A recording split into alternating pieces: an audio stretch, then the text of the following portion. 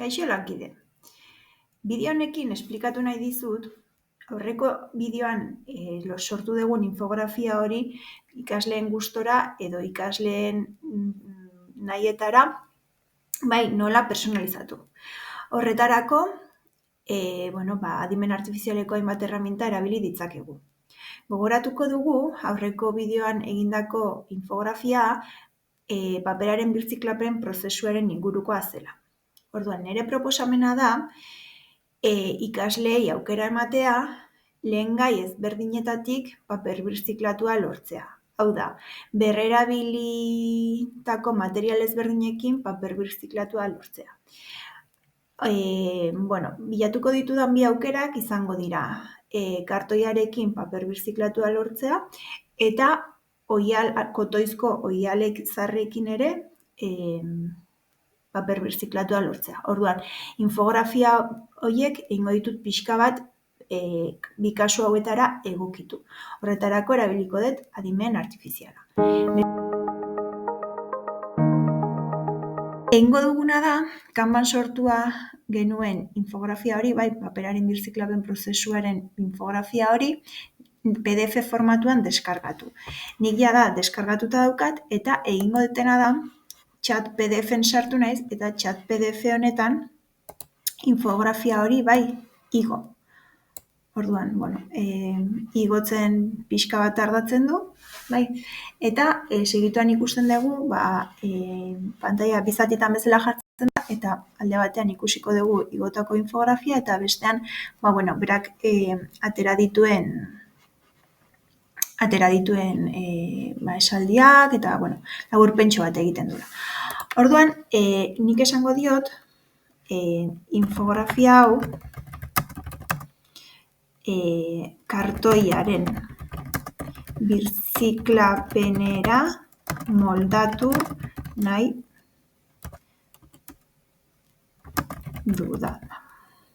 dut. Lagunduko didazu.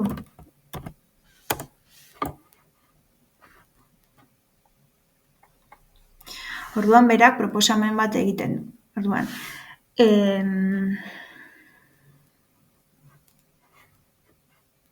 zinta garraiatzaileetako sistema erabili daiteke.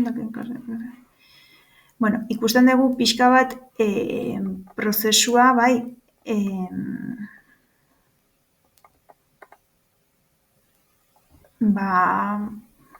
osoa egiten didala. Ikusi detena adibidez, kartoia zetazko eta kartoi osoko hondakin gisa, sailkatu bai, kartoi zetazko hau ez zait oso argi geratzen zer esan nahi duen. Esamoldearekin ez da ulertzen. Egokitu mesedez.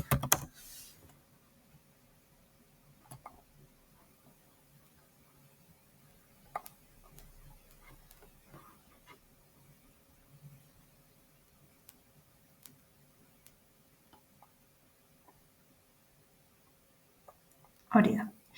Bai, orduan, hau izango litzateke, bai, infografia nahiko txukuna ikusten dut, egia da, buia eman diogula egokitzat jotzen genuena eta egin duela bakarrikan kartoiaren kasurako egokitu. Beraz, hartuko nuke testu hau.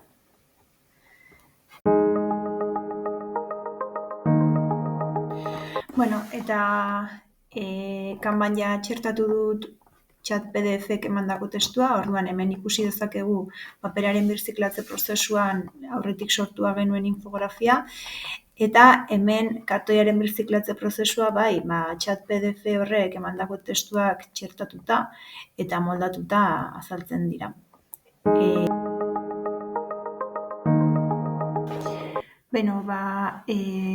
Hemen eman diot reiniciar chat botoi honetan, eta orduan berriro txata zurian jarri dituzet. PDF-a hemen daukagu, bai, paperaren birziklapen prozesu hemen daukagu, eta orduan ni prompt berria idatziko diot. Orduan esango diot, infografia honetan oinarrituz,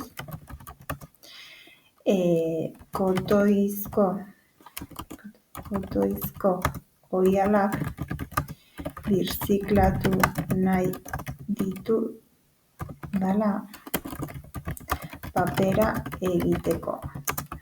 Prozesu horretarako infografia moldatuko zenidake mesedez. Ea zer esaten duen.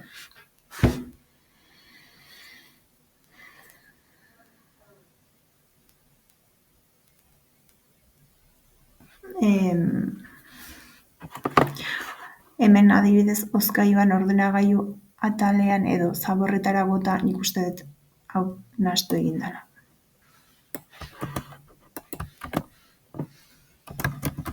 Puntu hau nahastu duzu.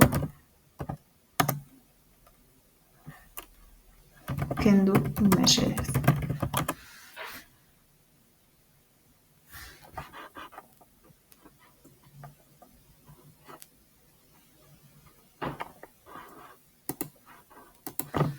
Eman erantzun osoa moldaketa hori eginda, mesedez.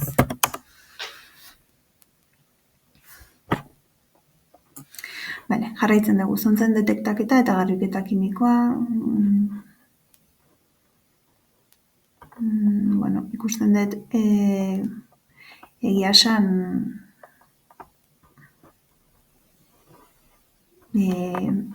nahiko orain hori zuzenketa hori egin da, nahiko txukun egin du.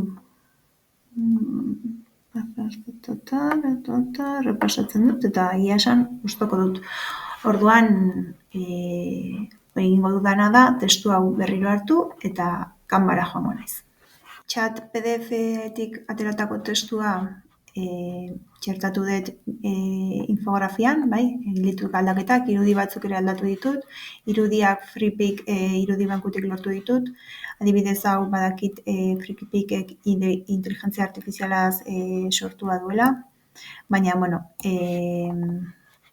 gainontzean irudi batzuk mantendu ditut, beste batzuk aldatu ditut, hau ere aldatu dut, eta hau izan da